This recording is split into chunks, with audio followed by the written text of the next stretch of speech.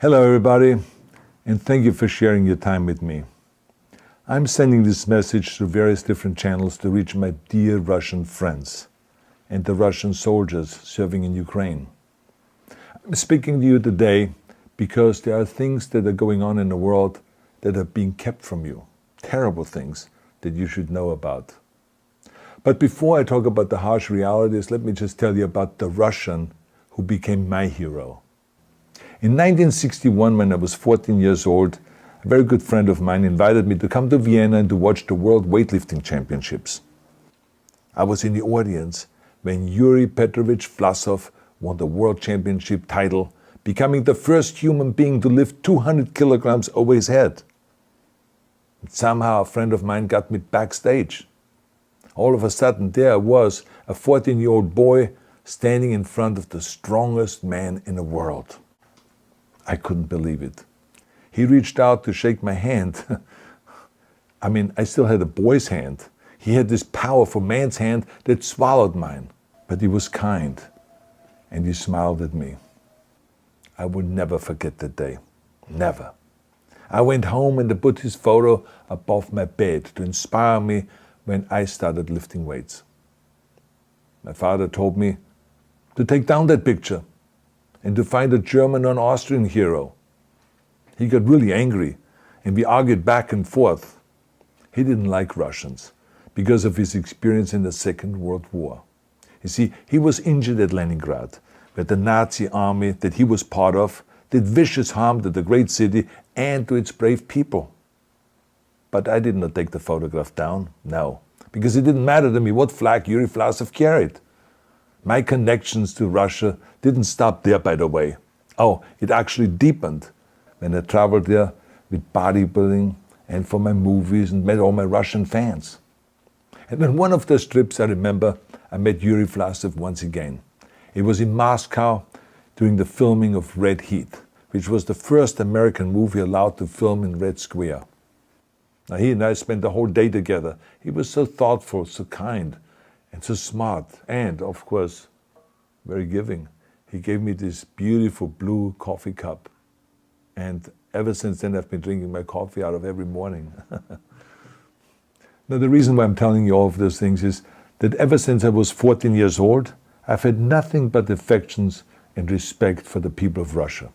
The strength and the heart of the Russian people have always inspired me. And that is why I hope that you will let me tell you the truth about the war in Ukraine and what is happening there. No one likes to hear something critical of the government, I understand that.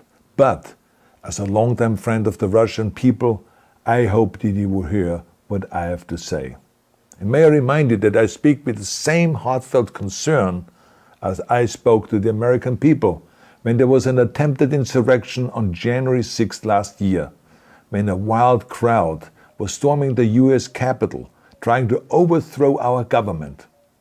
You see, there are moments like this that are so wrong, and then we have to speak up. And it's exactly the same with your government. I know that your government has told you that this is a war to denazify Ukraine. Denazify Ukraine? This is not true. Ukraine is a country with a Jewish president, I might add, whose father's 3 brothers were all murdered by the Nazis. You see, Ukraine did not start this war.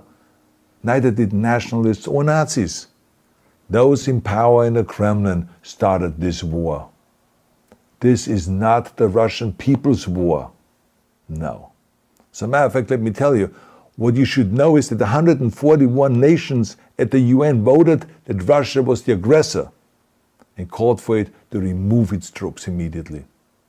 Only 4 countries in the entire world voted with Russia. That is a fact. See, the world has turned against Russia because of its actions in Ukraine.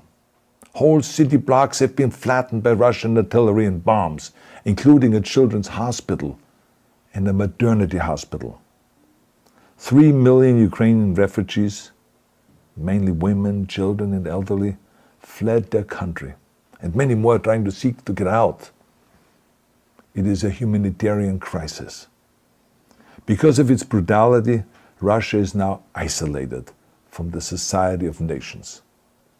You're also not being told the truth about the consequences of this war on Russia itself.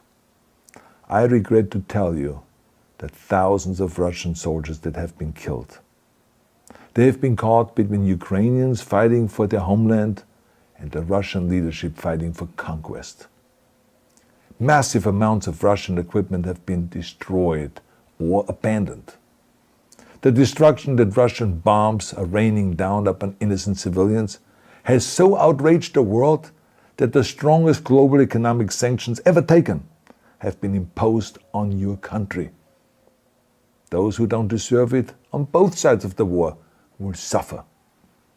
The Russian government has lied not only to the citizens, but to its soldiers.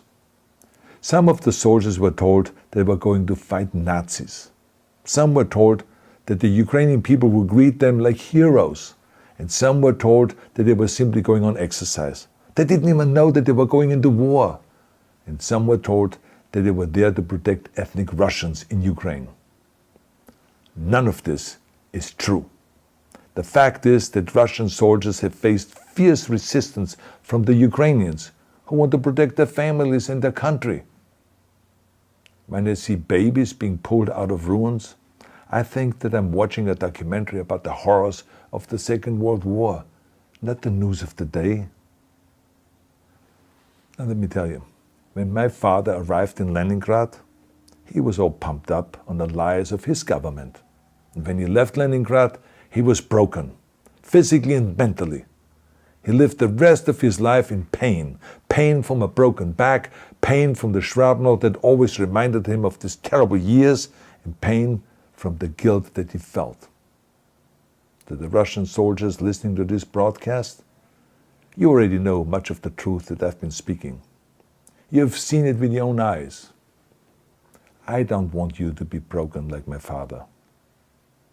This is not the war to defend Russia that your grandfathers or your great-grandfathers fought. This is an illegal war. Your lives, your limbs, your futures are being sacrificed for a senseless war condemned by the entire world. Now, to those in power in the Kremlin, let me just ask you, why would you sacrifice those young men for your own ambitions? To the soldiers who are listening to this, remember that 11 million Russians have family connections to Ukraine. So every bullet you shoot a brother or a sister. Every bomb or every shell that falls is falling not on an enemy, but on a school, or a hospital, or a home. I know that the Russian people are not aware of such things are happening. So I urge the Russian people and the Russian soldiers in Ukraine to understand the propaganda and the disinformation that you are being told. I ask you to help me spread the truth. Let your fellow Russians know the human catastrophe that is happening in Ukraine. And to President Putin I say, you started this war. You are leading this war. You can stop this war. Now, let me close with a message to all of the Russians who have been protesting on the streets against the invasion of Ukraine. The world has seen your bravery. We know that you have suffered the consequences of your courage. You have been arrested, you have been jailed, and you have been beaten. You are my new heroes. You have the strength of Yuri Petrovich Vlasov.